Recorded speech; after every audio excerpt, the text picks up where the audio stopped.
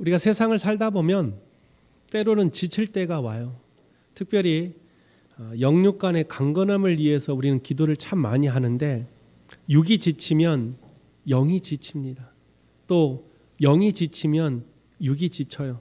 그래서 우리는 이 세상의 거친 풍파 속에서 때로는 낙심하고 좌절할 때가 한두 번이 아닙니다.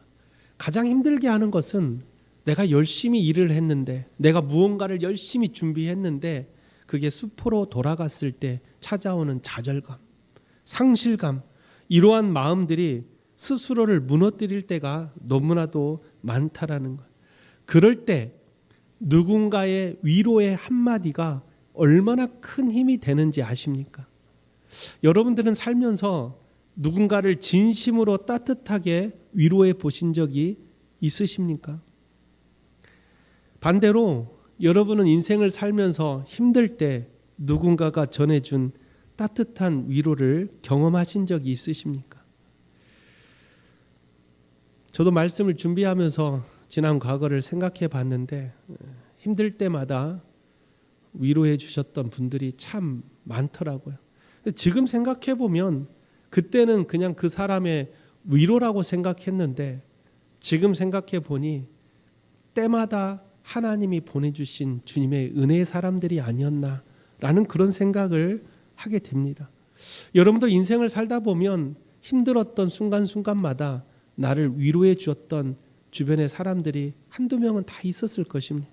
그런 사람들을 하나님이 보내주셨다면 얼마나 하나님에 대한 사랑에 대한 마음이 더 커질까요?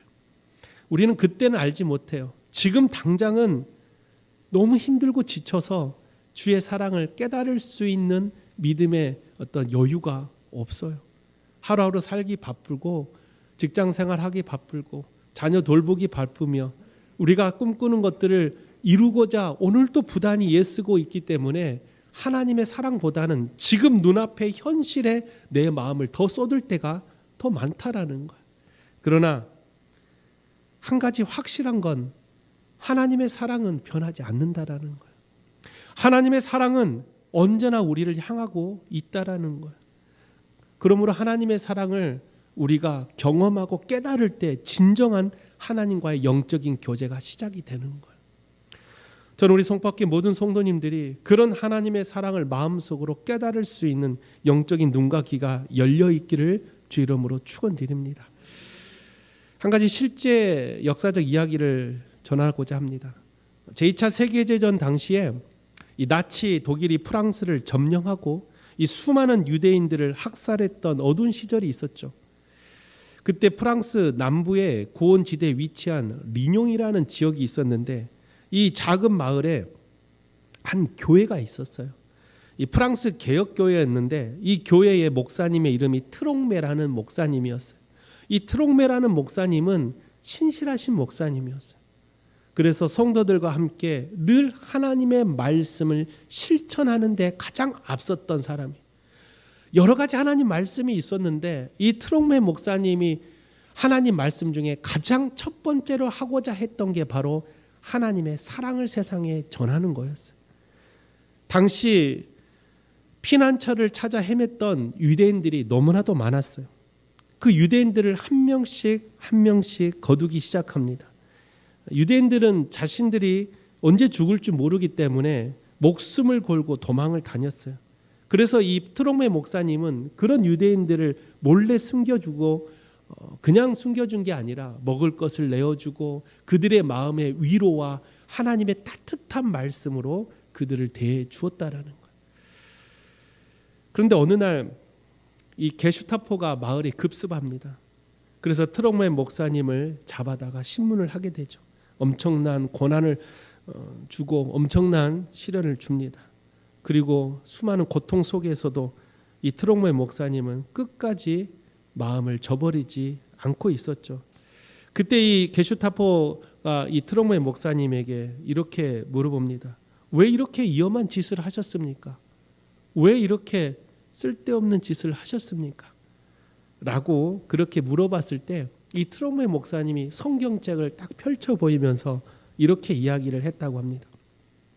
우리는 이들이 유대인인지 아닌지 모릅니다. 우리는 단지 우리 문을 두드리는 이들에게 살아계신 하나님의 사랑을 전했을 뿐입니다. 하나님께서 받은 사랑을 나는 그저 이 연약한 사람들에게 전했을 뿐입니다. 라고 그렇게 대답을 했다라는 거예요. 이 트롬웨 목사님의 진심이 전달됐죠. 왜냐하면 이 독일인들도 아무리 전쟁에서 위에 있다 할지라도 각자의 다 마음에 상처가 있고 힘든 마음이 있었다라는 거예요. 근데 이 트롬웨 목사님의 말씀을 듣다 보니까 유대인이라든지 마치 독일이든지 상관없이 이 목사님의 말에는 뭔가 사랑이 느껴졌다라는 거예요. 결국 트롬웨 목사님을 풀어주고 그 성도들을 다 풀어주는 사건이 있었어요. 그래서 나중에 이 작은 교회가 유대인을 살렸던 수가 5,000명이 넘었대요. 그만큼 목숨 걸고 하나님의 사랑을 전했던 이 트롬웨 목사님과 교회 성도들의 진정한 이 사랑의 실천이 수많은 생명을 살릴 수 있었던 놀라운 결과를 가져왔다라는 거예요. 저는 이 이야기가 오늘 우리가 묵상한 오늘 마태복음 10장의 말씀과 너무나도 연관되어져 있다라고 생각해요. 오늘 말씀에 이런 말씀이 있죠. 너희를 영접하는 자는 나를 영접하는 것이다. 우리는 한 사람을 그저 영접했을 뿐인데, 한 사람을 그저 도와주고 섬겼을 뿐인데, 주님은 그렇게 말을 해요. 이 지극히 작은 자를 섬긴 것이 곧 나를 섬겨주신 것이다. 그 말을 들었을 때 깜짝 놀라요.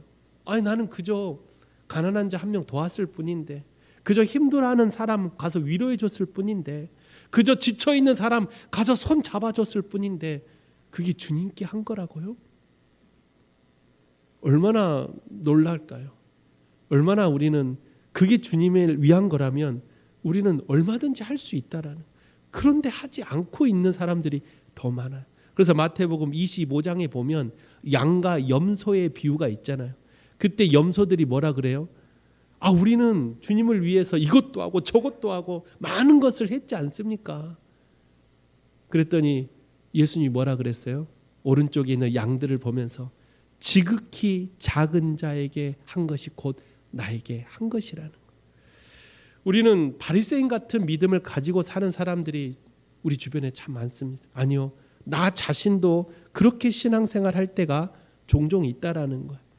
그저 허울뿐인 믿음 생활, 뭔가 보여주기식 믿음 생활, 뭔가 열심히 교회 봉사하고 뭔가 열심히 했다라고 생각하지만 주님이 원하는 것은 그런 눈에 보이는 모습이 아니라 지극히 작은 자에게 하는 진실된 마음을 주님은 원하신다라는 거예요. 그게 오늘 우리가 묵상한 이 마태복음 10장에 예수님께서 12제자를 부르시고 세상으로 파송을 하는 그 말씀의 내용과 너무나도 연관되어져 있다라는 거예요. 오늘 말씀은요, 제자들이 주의 말씀을 가지고 세상을 향해 나가는 파송 설교의 결론부입니다. 당시 이스라엘은 로마 제국의 식민지 아래서 수많은 정치적으로 또 경제적으로도 극심한 고통을 겪고 있었죠. 당시 예수를 따르는 추종자들은 언제 죽을지 모르는 그런 위험한 상황 속에 놓여져 있었죠. 그런데 예수님의 말씀을 가지고 세상을 나아간다? 예수님을 따르고 있는 자들도 지금 언제 로마에게 잡혀가 죽을지 모르는 그런 상황 속에서 예수님은 이 제자들을 훈련시키고 있었다라는. 결국 나중에 예수님이 십자가에 달려 돌아가셨을 때 제자들은 다 예수님을 버리고 도망가 버리죠. 우리의 신앙은 어떻습니까? 지금 나에게 주님을 얼마나 사랑하고 있습니까? 라는 질문을 던진다면 여러분 어떻게 대답하시겠습니까? 여러분 일주일 삶 속에 내가 주님을 얼마나 생각을 하고 있는지, 여러분 그거 한번 보셨어요? 그 가끔 인터넷에 보면 사람 머리에 뇌 구조의 그림이 보여지는 그림이 있어요. 그래서 뇌 구조에 가장 많이 생각하고 있는 데다가 퍼센트를 놓아요.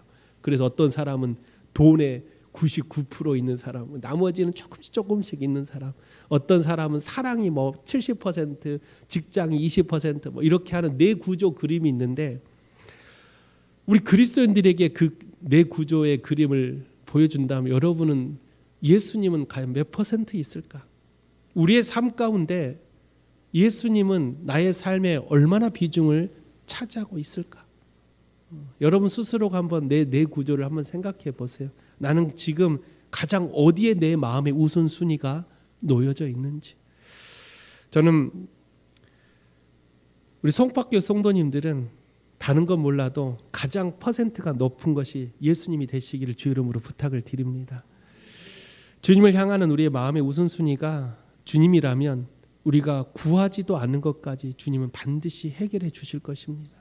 그런 믿음을 가지시고 오늘 말씀을 통해서 우리가 세상을 향해 나아갈 때 거칠고 힘들고 언제든지 우리를 삼키려고 하는 그런 영적 싸움 속에 우리가 세상에 나아갈 때 어떻게 해야 승리할 수 있을까? 어떻게 해야 우리가 섬기는 이 공동체가 가장 행복해질까? 우리 함께 말씀을 통해 나눠보려고 합니다. 첫 번째로 행복한 믿음의 공동체를 만들기 위해서는 오늘 본문 40절을 기억해야 됩니다. 오늘 본문 40절입니다. 너희를 영접하는 자는 나를 영접하는 것이요 나를 영접하는 자는 나를 보내신 이를 영접하는 것이라. 이 말씀에 어떤 의미가 담겨져 있을까? 첫 번째로 행복한 믿음의 공동체를 만들기 위해서는 그리스도의 대리자라는 정체성을 회복해야 돼요. 그리스도라는 대리자. 우리는 그저 세상을 향해 나아가는 한 사람이 아니라 우리 모두가 그리스도의 대리자라는 것을 우리는 절대로 잊지 말아야 됩니다. 우리가 방금 묵상한 40절에는 이 같은 큰 두 가지의 의미가 있어요. 첫째가 바로 신적 권위의 위임이에요. 우리는 한낱 보잘것없는 사람인 것 같은데 예수를 믿음으로 고백하는 순간 우리 모두가 다 예수 그리스도의 권세와 능력을 가진 사람이 돼요. 그래서 우리가 예수의 이름으로 나갈 때 나는 보잘것없고 능력 없지만 내가 전하는 예수의 이름에는 능력이 있다라는 거예요. 베드로 요한이 성전 미문에 앉아있는 안진뱅이를 고친 사건을 여러분 아실 거예요. 베드로가 대단해서가 아니에요. 베드로가 뛰어나서가 아니라 베드로는 보잘것 없었는데 베드로가 전한 그 예수의 이름에 능력이 있었기에 안진뱅이가 일어나는 역사가 일어났다라는 거예요. 우리가 세상에 나아갈 때요, 우리가 대단한 사람들이 아니에요. 그런데 본문 40절에 너희를 영접하는 자는 나를 영접한다라고 말할 만큼 나 자신이 예수 그리스도라는 영적 위임을 가졌다라는 거예요. 위임이란 말 아시죠? 어떤 모임에 갈 때 우리 위임장 쓰잖아요. 나는 가지 않았지만 이 위임장에 나 자신이라는 것을 부여해서 이 위임장이 곧 나라는 것이에요. 따라서 우리가 세상을 향해 나갈 때 우리가 예수를 믿음으로 고백하고 세상에 나간다면 나 자신이 아니라 나 자신은 곧 예수 그리스도와 함께하는 영적 위임받은 사람들이라는 거예요. 얼마나 대단한 축복입니까? 주님이 우리를 세상에 보낼 때 그냥 보내준 게 아니라 곧 나 자신 예수 그리스도가 너희들과 영원토록 함께 하시겠다라는 그런 귀한 축복을 우리에게 주셨다라는. 여러분들 얼마나 대단한 사람이에요. 근데 우리가 함께 신앙생활하는 사람들을 자꾸만 무시하고 다른 사람들을 상처 줄 때가 참 많아요. 잘 생각하세요. 우리 옆에 있는 사람들은 한낱 사람이 아니라 예수 그리스도의 위임자들이에요.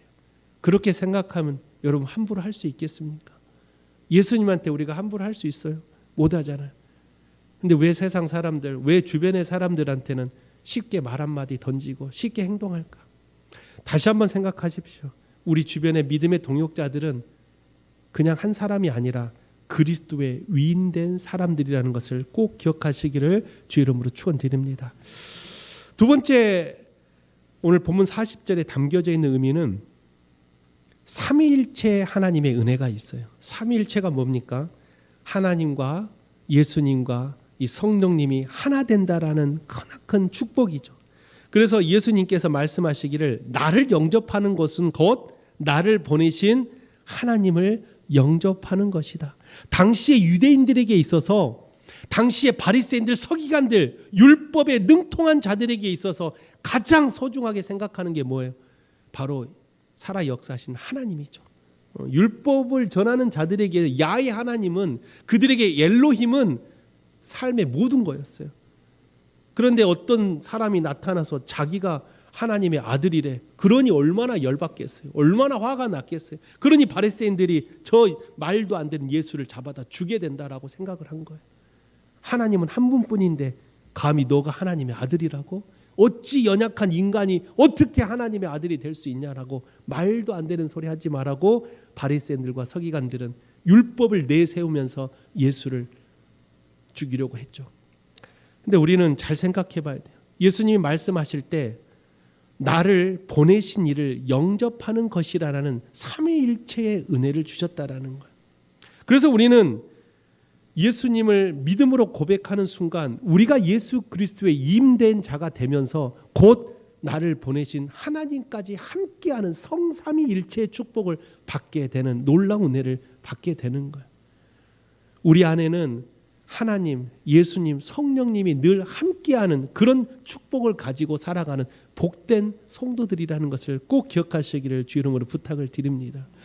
그래서 당시 제자들은 그걸 깨닫지 못했어요. 예수님은 제자들에게 이걸 알려주려고 너희를 영접하는 자는 나를 영접하는 것이고 나를 영접하는 자는 나를 보내신 이를 영접하는 것이라는 이 이야기를 제자들에게 끊임없이 가르쳐 주었지만 제자들은 그저 깨닫지 못했다라는.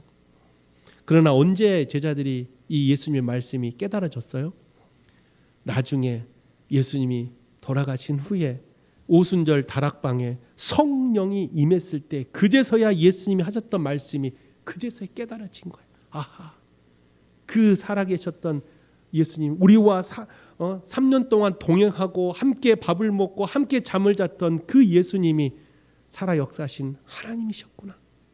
그제서야 깨달아진 거예요. 성령이 내 안에 임재해서 내 닫혀있던 내 영을 깨우는 순간 그제서야 영적인 눈이 열리니 예수님이 하나님으로 보이는 거예요.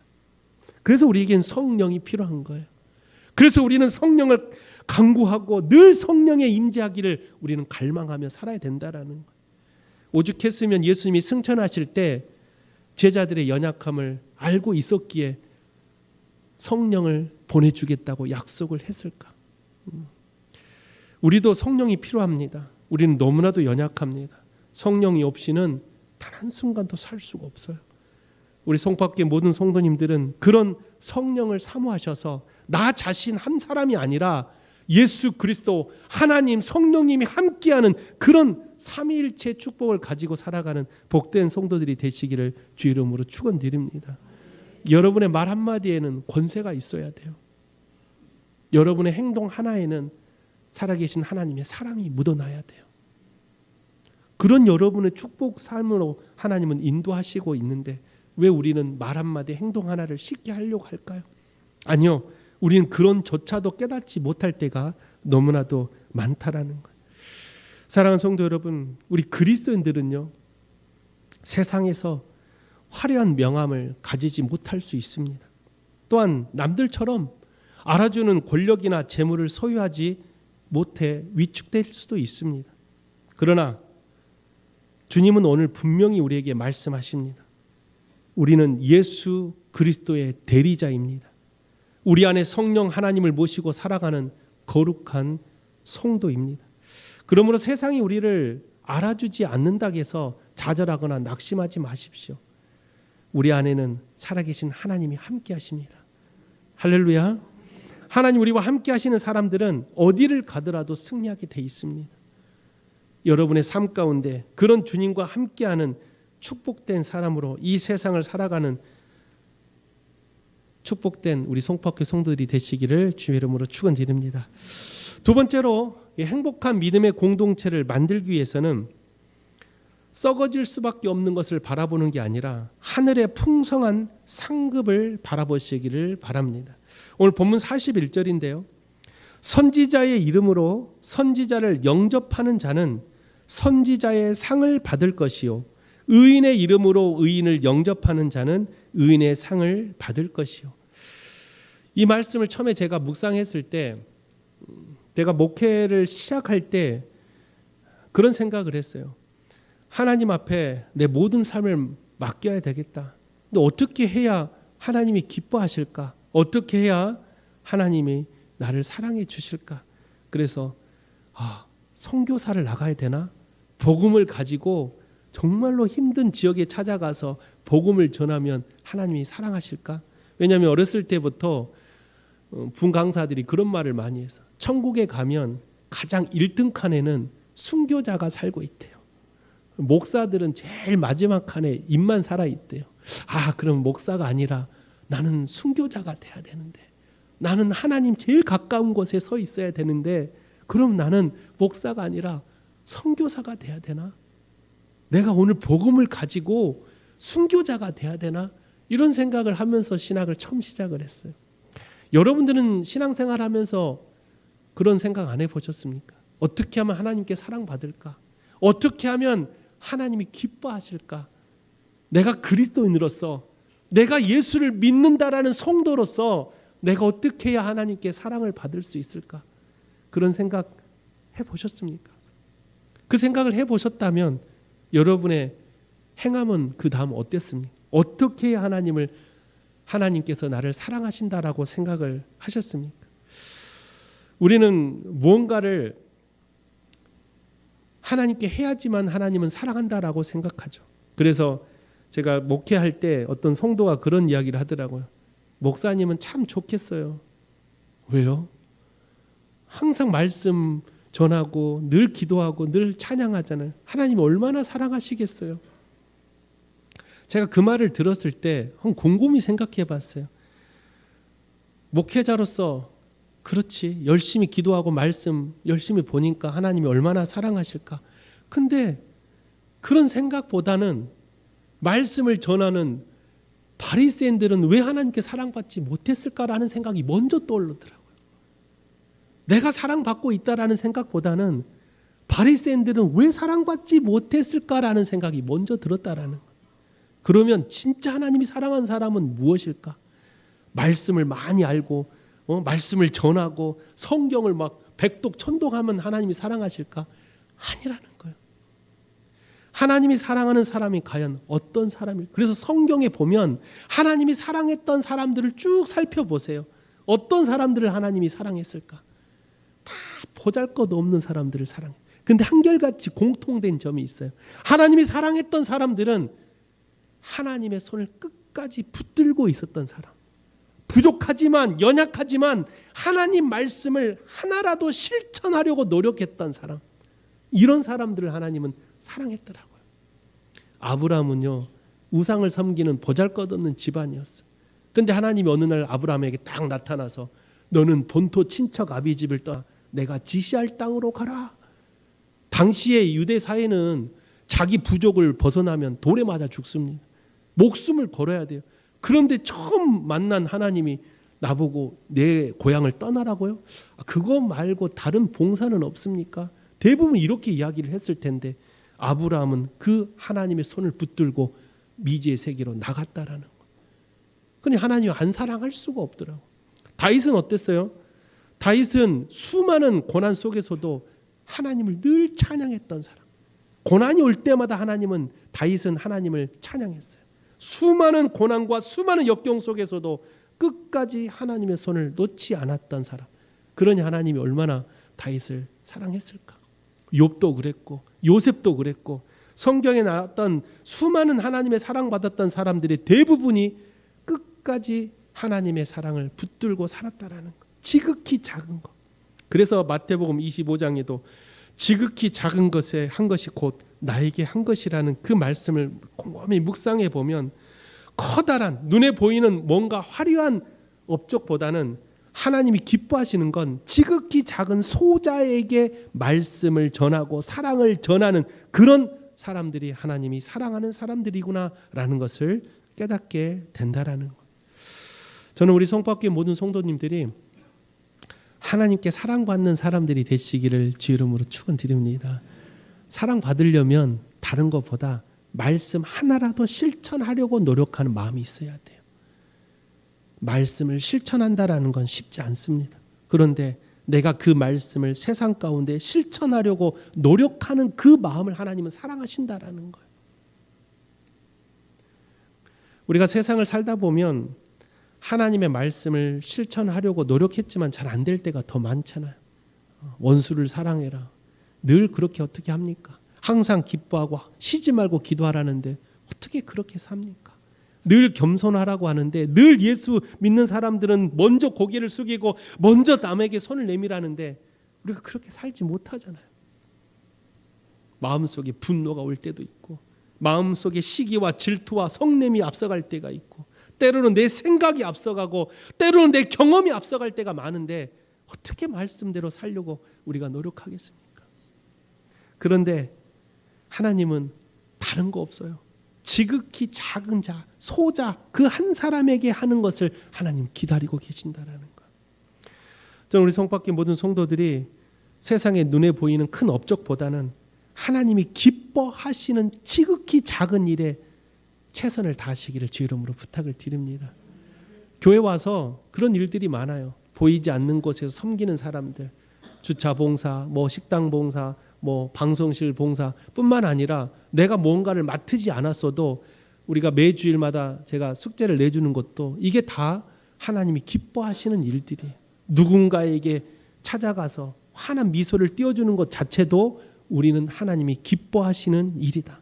그러므로 우리가 지극히 작은 일에 우리가 할 수 있는 것이라면 오늘 또 우리는 할 수 있다라는 믿음을 가지시고 여러분의 삶 가운데 그런 하나님이 기뻐하시는 사람들이 되시기를 주 이름으로 축원드립니다. 그런 사람들을 하나님 어떻게 축복해 주신다고요? 41절에 선지자 이름으로 선지자를 영접하는 자는 선지자의 상을 받고 의인의 이름으로 의인을 영접하는 자는 의인의 상을 받는다는, 하나님이 선지자와 의인에게 주셨던 상을 동일하게 지극히 작은 자에게 한 사람들에게도 주신다라는, 꼭 순교하지 않아도 즉 복음을 가지고 선교사로 해외로 나가지 않아도 지극히 작은 내 주변에 있는 고통을 당하고 도움을 필요하는 사람들, 그 지극히 작은 사람에게 작은 섬김만 하더라도 하나님은 선지자나 의인처럼 축복이 주시겠다라는 거예요. 얼마나 큰 축복입니까?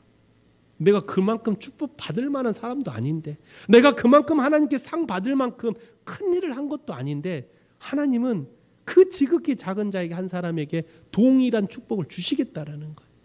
선지자에게 줬던 축복, 의인에게 주었던 축복을 하나님은 동일하게 주시겠다라는 거예요. 얼마나 감사합니까?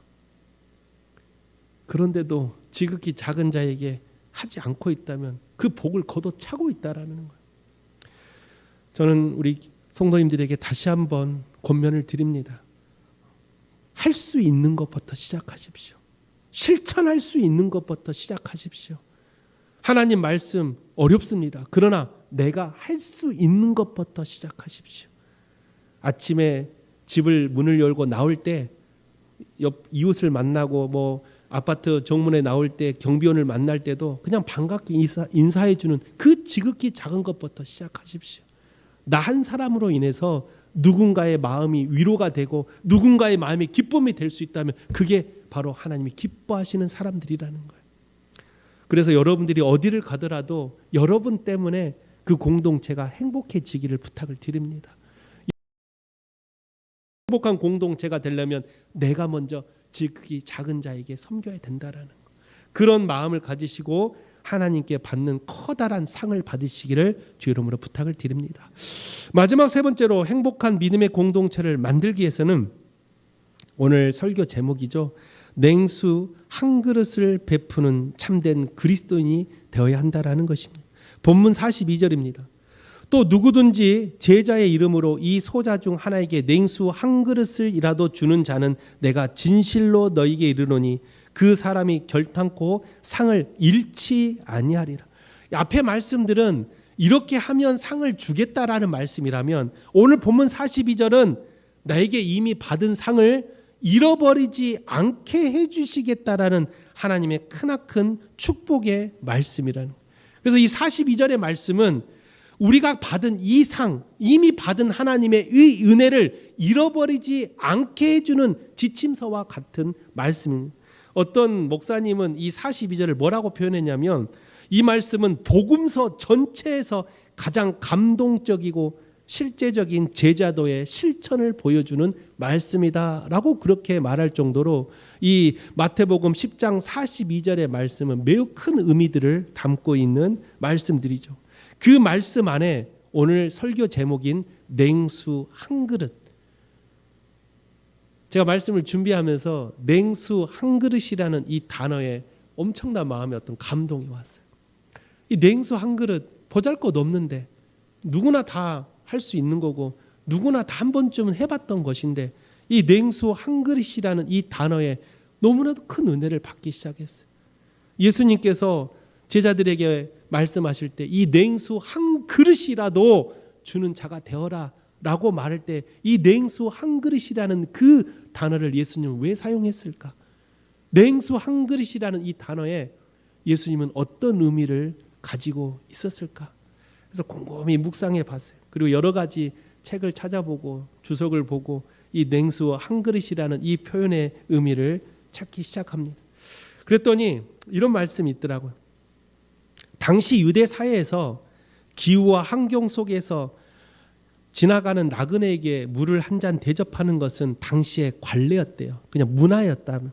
냉수 한 그릇은 누구나 볼 수 있는 당시 유대 사회에서 실제로 일어났던 너무나도 당연한 일이었다라는, 가장 기본적이고 가장 시작이 되는 친절의 시작이었다라는. 그런데 예수님께서 거창하고 화려한 어떤 대접이 아니라 냉수 한 그릇이라도 대접하라고 말씀하신 그 말씀 안에는 어떤 의미가 담겨져 있었냐면 바로 누구나 할 수 있는 실천적인 믿음을 가지라는 의미가 담겨져 있었다라는 거예요. 우리는요, 누군가를 대접할 때 언제 여러분 대접해 보세요? 여러분 누군가에게 식사라도 사줄 때 여러분 주변의 사람들에게 누군가를 대접할 때 어떤 마음으로 대접하십니까? 대부분의 사람들이 누군가를 대접할 때 저 사람과의 관계를 가지려고 하는 사람들이 많아요. 그리고 그 사람이 가진 배경을 도움을 받으려고 하는 사람들이 많습니다. 또 누군가를 대접할 때 나에게 이익을 구하고자 누군가에게 대접할 때가 많다는, 그런 사람들에게 우리는 오히려 환대하고 재미도 없는데 박수도 쳐주고 그런 사람이 말할 때마다 리액션도 해주고. 왜요? 그 사람한테 조금이라도 내가 어필이 될 수 있는 그런 마음을 가지려고 우리는 그 사람을 접대하고 환대한다라는. 그런데 성경에서 말하는 이 냉수 한 그릇은 그런 의미가 아니에요. 오히려 보잘것없는, 쉽게 말하면 나그네, 과부, 고아 같은 정말 보잘것없는 사람들한테 그들을 환대해 주라는 거예요. 그들을 대접해 주라는 거예요. 아무런 도움이 안 되는데, 내가 저 사람 도와줘봤자, 내가 저 사람을 위해줘봤자 나한테 돌아오는 건 하나도 없는데. 오늘 살아가는 우리의 삶이 이런 삶이에요. 나에게 도움이 되는 사람들만 내 주변에 자꾸만 만들려고 하는 사람들. 심지어 교회는 그러면 안 되는데 교회까지도 그런 세속적인 문화가 들어와 버렸어요. 제가 목회 20년 넘게 하면서 많은 교회를 다녀봤는데 가는 교회마다 끼리끼리 모임이 있었어요. 가는 교회마다 보이지 않는 교회의 작은 모임들이 만들어져 있어요. 마치 자신들은 우월하고 대단한 것처럼. 그래서 이 공동체 안에 들어오려면 뭔가를 막 자기들한테 섬겨야 되고 잘 보여야 되고 마치 무슨 종이 주인을 부리듯이 자기 말을 잘 들어준 사람들만 그 공동체에 들어게 하는 그런 말도 안 되는 공동체들이 교회마다 있더라고. 소위 기득권이라고 말하는 교회를 움직이는 그런 공동체들이 교회마다 다 있더라고. 하나님이 사랑하실까? 대답은 노입니다. 하나님은 그런 공동체를 절대 사랑하지 않습니다. 오히려 보잘것없지만, 오히려 가진 건 없지만 지극히 작은 한 사람에게 섬기고 사랑으로 베푸는 그런 사람들을 하나님은 사랑하신다라는 거예요. 교회는 행복한 공동체가 되어야 돼요. 그래서 교회는 예수 안에 하나가 돼야지, 권력과 물질이 많은 사람으로 하나가 되면 절대로 교회는 행복한 교회가 될 수가 없다라는 거예요. 교회는 예수 안에 하나가 돼야 돼요. 세상에서 아무런 물질과 권력을 가졌다 할지라도 교회는 모두가 형제고 자매가 돼야 돼요. 그래야 교회가 행복해집니다. 그리고 예수 안에 말씀으로 함께 서로를 사랑하고 진실된 마음으로 서로를 위해서 기도해 줄 때 진정한 행복한 공동체가 시작이 된다는. 저는 우리 송파교 성도님들에게 한 가지 질문을 하고 싶어요. 여러분들은 우리 성도들 함께 만들어가는 이 공동체 성도들을 위해 얼마나 진실된 마음으로 기도하고 있습니까? 여러분 스스로가 함께 이 공동체를 만들어가고 있다면 우리가 섬기고 있는 이 교회 안에 있는 공동체를 위해서 나는 과연 얼마나 지극히 작은 한 사람에게 잘 섬겼을까? 우리가 다시 한번 오늘 말씀을 생각하면서 예수님이 주시는 크나큰 축복은 냉수 한 그릇이라도 실천할 수 있는 사람이 되라고 말씀하시는 그 말씀을 여러분 마음속에 새기시기를 부탁을 드립니다. 냉수 한 그릇은 누구나 할 수 있어요. 가진 자든 가지지 못한 자든 세상에서 볼품없는 사람일지라도 냉수 한 그릇은요 누구나 할 수 있다라는, 가난한 사람일지라도 세상에 소위 말하는 정말로 가진 게 없는 사람일지라도 냉수 한 그릇은 베풀 수 있다라는 거예요. 우리 모두가 그런 예수님이 말씀하시는 할 수 있는, 지극히 작은 자에게 할 수 있는 것을 하는 사람이 되기를 주 이름으로 부탁을 드립니다. 그래야 그 공동체는 가장 행복한 공동체가 되고, 그런 사람들이 모여 있는 공동체가 가장 행복한 공동체가 된다라는 것. 그래서 여러분들이 어디를 가더라도 하나님이 기뻐하시는 사람이 되시기를 주 이름으로 부탁을 드립니다. 그렇다고 해서 또 오늘 목사님 말씀 듣고 내가 오늘 친구 찾아가서 야, 밥 사줄게 해놓고 물 한 잔 주면 안 됩니다. 밥을 사줘야죠. 맛있는 거 사줘야 됩니다. 오늘 목사님이 냉수 한 그릇만 줘도 된다고 해놓고 맛있는 거 사준다고 해놓고 데리고 가서 물 한 잔 주고 각자 더치페이 하자고 그러면 안 됩니다. 제가 말하는 냉수 한 그릇은 그런 개념이 아니에요. 여러분 어디 가서든 내가 지극히 작은 자 할 수 있는 실천을 하라는 거예요. 그렇게 생각해 보면 우리 그리스도인들이 할 수 있는 게 너무 많잖아요. 너무 많잖아요. 여러분 한 주간 세상을 살면서 내가 만나는 사람들 얼마나 많습니까? 뭐 아이를 키우는 사람들은 어린이집 선생님들도 만날 테고, 미용실 선생님들 만날 테고, 뭐 슈퍼마켓, 뭐 세탁소, 또 뭐 모임, 얼마나 많은 사람들을 만나요. 내가 그 사람들 중에 딱 한 사람만이라도 하나님이 기뻐하시는 모습으로 섬겨 보십시오. 다 하라는 게 아니에요. 내가 만나는 사람들마다 다 하라는 게, 그렇게 하면 좋겠지만 그렇게 하는 사람이 어디 있겠어요? 내가 만나는 사람들 중에 단 한 사람이라도 내가 잘 섬겨봐야 되겠다. 누군가를 섬길 수 있는 사람이라면 2명, 3명 왜 못하겠습니까? 한 사람도 섬기지 못한 사람이 내가 어떻게 행복한 공동체를 만들겠다라고 말하겠습니까? 내가 어떻게 행복한 가정을 만들겠다라고 말할 수 있습니까? 우리 모두가 오늘 냉수 한 그릇을 만이라도 섬길 수 있는 그런 우리 주님께 사랑받는 우리 송파교회 성도들이 되시기를 주의 이름으로 축원드립니다. 말씀을 마칩니다. 우리가 세상을 살아감에 있어서 우리는 끊임없이 영적 전쟁에서 놓여져 있습니다. 냉수 한 그릇이라도 줄 수 있는 마음은 있지만, 할 수 있는 여건이 되지만 어느 순간 냉수 한 그릇보다는 그저 대접받고 싶어하는 마음이 더 많다라는 거예요. 세상을 살아가면서 지극히 작은 자에게 하나님의 사랑을 전하라고 그렇게 수없이 들었지만 그 지극히 작은 자가 나이기를 바라는 이기적인 마음을 가지고 사는 사람들이 너무나도 많다라는 거예요. 오늘 여러분 말씀을 통해 우리는 다시 한번 결단합시다. 우리가 할 수 있는 신앙생활을 하십시오. 그리고 할 수 있는 교회가 되기를 원합니다. 거창한 계획보다는 지극히 작은 것부터 시작해서 한 사람이라도 마음에 사랑받는 사람이 된다면, 그런 한 사람이 2사람이 되고 3사람이 된다면 반드시 우리 교회는 행복해질 것입니다. 여러분 모두가 각자 흩어져서 여러분이 살고 있는 삶의 지경터 속에서 지극히 작은 자 한 사람부터 섬겨 보십시오. 그럼 어느 순간 선지자, 의인이 받는 상을 여러분이 다 받으실 것입니다. 그리고 이미 받은 은혜가 있다면 그 은혜를 잃지 않게끔 주님은 지켜주실 것입니다. 그런 여러분들이 되시기를 주 이름으로 축원드립니다. 기도하겠습니다. 사랑과 자비가 풍성하신 하나님 아버지, 오늘 생명의 말씀을 통해 우리가 어떻게 살아가야 되는지를 깨달았습니다. 연약하고 부족한 나를 주님 붙들어 주시옵소서. 나는 할 수 없지만 오늘 예수 그리스도를 믿음으로 말미암아 예수 그리스도의 대리자로 삼아 주셨사오니 내가 하는 것이 아니라 나사렛 예수 그리스도 이름으로 나아갈 수 있는 크나큰 믿음을 허락하여 주시옵소서. 세상의 거친 삶을 살면서 때로는 넘어질 때도 있고 때로는 지쳐 쓰러질 때도 너무나도 많습니다. 그러나 내가 결탄코 주의 손을 놓지 않게 해달라는 간절한 부르짖음을 가지고 주님 앞에 엎드려 싸우니 우리 살아가는 모든 성도들의 손을 끝까지 붙들어 주셔서 마지막 그때 모두가 하나님의 거룩한 상을 받는 복된 성도들이 되게 하여 주시옵소서.